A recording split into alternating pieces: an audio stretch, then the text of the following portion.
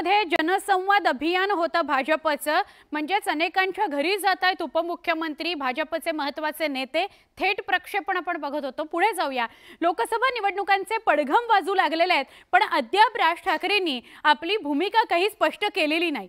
पण नुकतंच मनसे आणि महायुतीच्या नेत्यांच्या भेटीगाठी झालेल्या आहेत.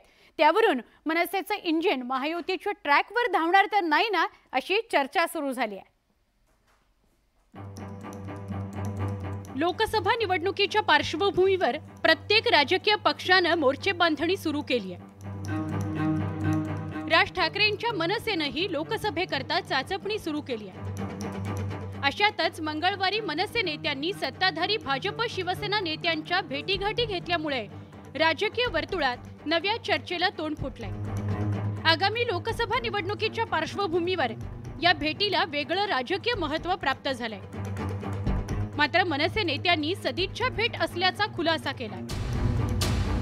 आमची काही गुप्त भेट वगैरे नव्हती. म्हणजे आम्ही मुख्यमंत्री साहेबांना भेटायला गेलो, तेही वरच्यावर गेलो, तिथे अनेक लोक होती, त्यांच्या समोर आम्ही भेटलो. काल सन्माननीय उपमुख्यमंत्र्यांना भेटलो, ती पण काही गुप्त भेट नव्हती. तुमचे सगळे लोक सह्याद्रीचे ते उपस्थित होते. तिकडनं आम्ही मेघदूतला गेलो, तिथे भेटलो. त्यामुळे अशी काही गुप्त भेट नव्हती. नुकताच राज ठाकरेंनी नाशिकचा दौरा केला होता. खरं तर या दौऱ्यात मनसे प्रमुखांनी आगामी राजकीय वाटचालीचे संकेत दिले होते. मनसे महाविकास आघाडीसोबत जाणार नसल्याचं राज ठाकरेंनी स्पष्ट केलं. कोण जाते त्यांच्याकडे?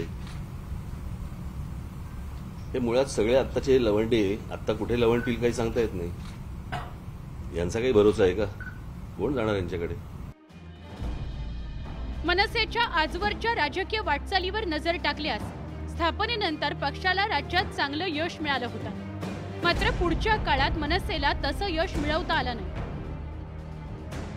2014च्या लोकसभा निवडणुकीत राज ठाकरेंनी मोदींना पाठिंबा जाहीर करत निवडणुकीतून अंग काढून घेतलं होतं.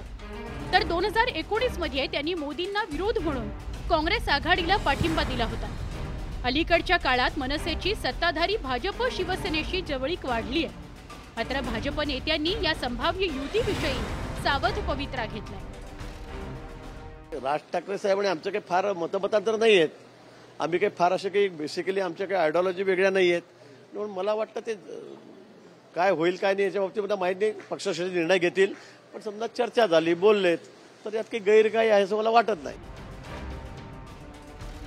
2009च्या लोकसभा निवडणुकीत मनसेच्या उमेदवारांना मोठ्या प्रमाणात मतदान झालं होतं. पण आता पुलाखालून बरंच पाणी गेलंय.